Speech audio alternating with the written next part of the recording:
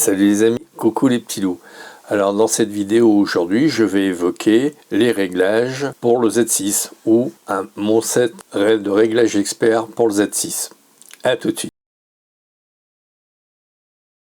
Alors cette vidéo va durer approximativement 15 minutes, donc soyez patients. Je vous indique des trucs pour bien régler votre boîtier, donc ayez l'indulgence d'aller jusqu'au bout. Merci d'avance. Comme dit précédemment dans la vidéo pour le Z50, je peux vous envoyer un PDF de mes réglages, ça peut être sympa. Pour autant que vous me demandiez sur mon adresse mail michelstudio69@gmail.com. Bien évidemment. Nous allons évoquer ici les réglages experts pour son Z6 II. Alors je précise Z6 II parce que comme je n'ai pas le Z6, j'imagine qu'il peut y avoir éventuellement quelques petits réglages qui ne correspondent pas tout à fait à ce que moi je vais vous dire. C'est la possibilité, donc je suis prudent. En sous-titre de cette vidéo, c'est les bons réglages pour bien paramétrer son appareil photo numérique. Comme je vous l'avais dit avec le Z50, ces réglages sont faits pour vous éviter des retouches photos interminables sur votre logiciel de retouche préféré. Mais avant de faire des retouches, il faut faire des photos. Donc, nous allons essayer d'évoquer les réglages pour le Z6 II. Alors, on va passer sous silence le menu triangle qui est sympathique, mais bon, pas forcément utile dans ce qui nous concerne. Pour les réglages, pour nous éviter des retouches photos interminables, parce qu'effectivement, tous les menus sont utiles, plus ou moins, pour l'agrément d'utilisation de votre boîtier et d'autres pour impacter directement votre fichier final. Donc on commence par régler ces fichiers en RAW, en 14 bits, image large, espace colorimétrique Adobe, daylighting sur on, réduction du bruit sur on, réduction du bruit ISO sur on, vignettage on, normal. La mesure de la lumière, eh bien ce sera au choix, avec une préférence pour un réglage optimum lambda sur la matricielle, le mode de mise au point AF, le VR optique et le mode de déclenchement plutôt sur single parce que j'ai pas envie de faire 30 000 vues. On commence donc par régler ces RAW. Alors on va passer sous silence. Ah, petit côté pratique. Je vais peut-être pas faire comme avec le Z50, mettre 50 diapos et puis personnaliser. Je pense que je vais prendre une diapo et vous mettre une flèche rouge en regard du menu dont je parle. Ce sera plus facile et la vidéo sera moins lourde. Voilà.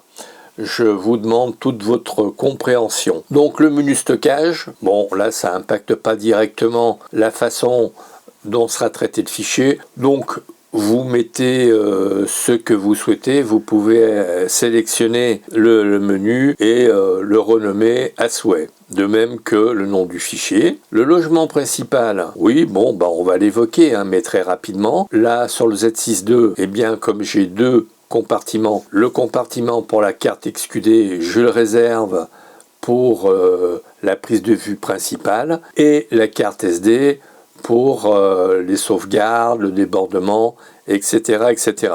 Donc, fonction du logement secondaire, je l'ai réservé pour les RAW et les JPEG. La zone d'image choisie, c'est le FX, mais on peut faire du DX, ce qui nous permettra d'avoir un crop de grossissement de 1,5, ce qui peut être intéressant.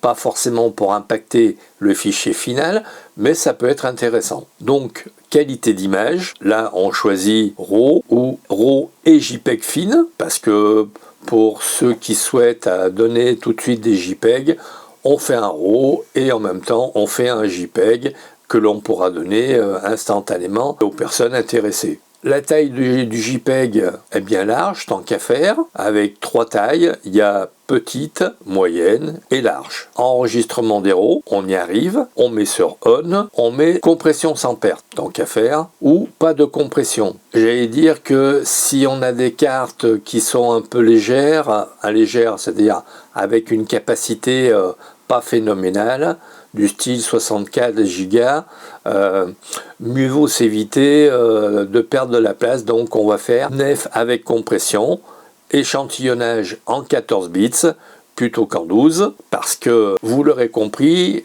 14 bits, on aura plus de détails dans les ombres qu'avec le 12, comme je l'ai signalé sur le Z50. Le réglage de la sensibilité, eh bien j'allais dire que, comme vous le savez, on prend le quart de la valeur maximum et on divise par 4. Et on a la sensibilité qui va bien, 100 grains. On peut descendre en deçà. Si par exemple pour le Z6 II c'est 6400 ISO, tranquillement, si vous vous mettez à 1600 ou à 3002, vous aurez des fichiers nickel sans bruit. Qui plus est, avec les réglages que nous allons voir après, il n'y aura aucun souci quant au bruit. La balise blanc, alors on va dire que soit vous la mettez sur automatique, soit lumière naturelle.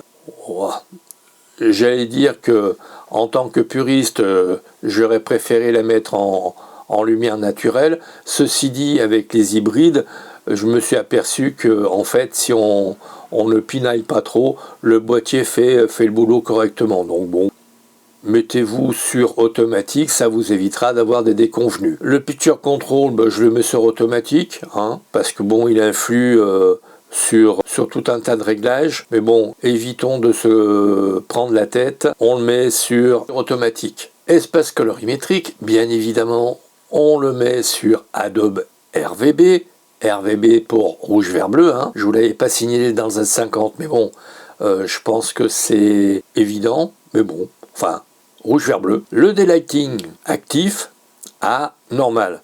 Pourquoi normal? Eh bien tout simplement parce que il ne faut pas forcer le trait, il faut avoir des photos naturelles, et pour avoir des photos naturelles, on fait un réglage normal. Si jamais on s'aperçoit que les conditions de prise de vue sont terribles, eh bien là on avisera, j'allais dire, on mettra plus élevé ou on mettra plus faible en fonction de nos goûts. La réduction du bruit sur on.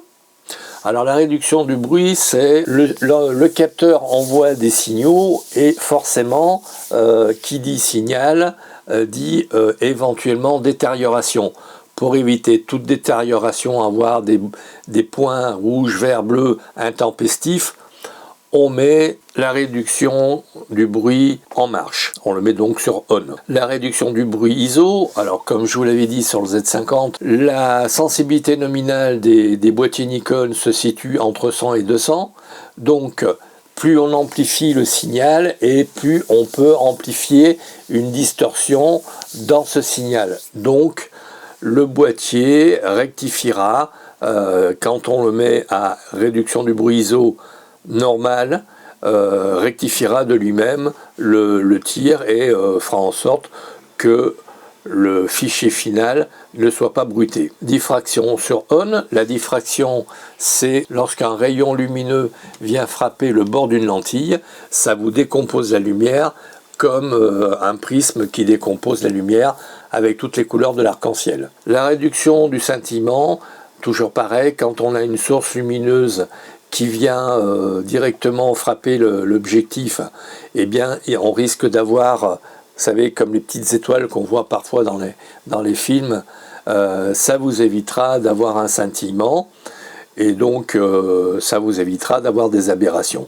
Donc autant le faire dès la prise de vue. La mesure, alors là la mesure, on va dire, on choisit entre spot et matriciel, parce que pondéré central, si on met des pondérés centrales, bah, autant mettre de la matricielle. Alors sur le Z6, nous avons mesure pondérée haute lumière. Ça peut être sympa, vous faites un concert, ça vous permettra de circonscrire les hautes lumières et d'avoir une photo relativement bien exposée. La méthode de mise au point, eh bien, j'allais dire qu'elle contribue à la qualité du fichier, à savoir que si vous appuyez sur le déclencheur, vous faites la mise au point, et si c'est sur single, la mise au point ne bouge plus.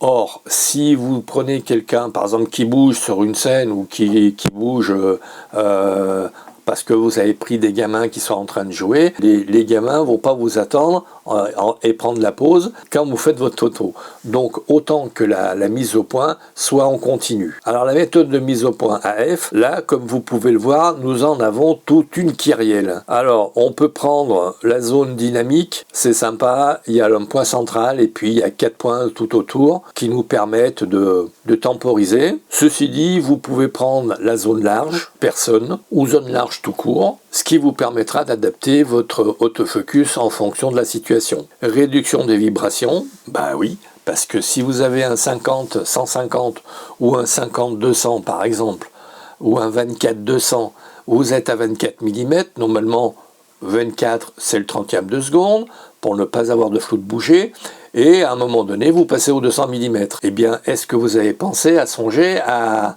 bouger les vitesses? Pas forcément. Bon, donc le VR est intéressant à cet égard, à savoir que sur le Z6 nous avons 5 stops de stabilisation. Le bracketing automatique, bon, on s'en passera.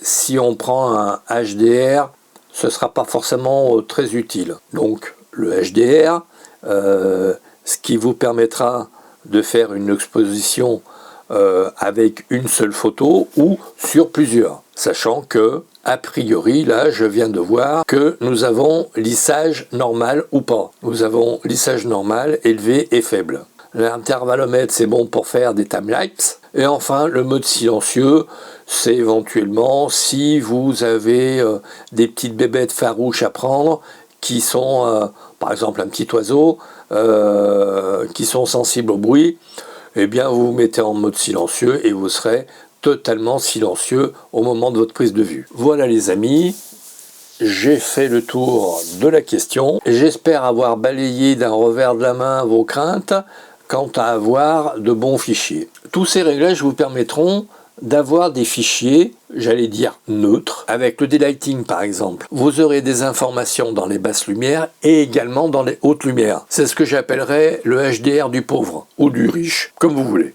Donc, avec tous ces réglages, normalement, nous devrions avoir des fichiers qu'il sera relativement aisé de retoucher, éventuellement la saturation, les ombres, les noirs, etc., mais de façon très light. Donc voilà les amis, je ne serai pas plus long, parce que bon, je me suis exprimé en long, en large, en travers avec le Z50 et ce Z6. Si vous avez aimé cette vidéo, vous likez, vous partagez, vous vous abonnez et vous faites abonner, bien évidemment. Vous faites du bruit sur mes vidéos d'une manière générale. Je vous remercie pour votre écoute et à très vite.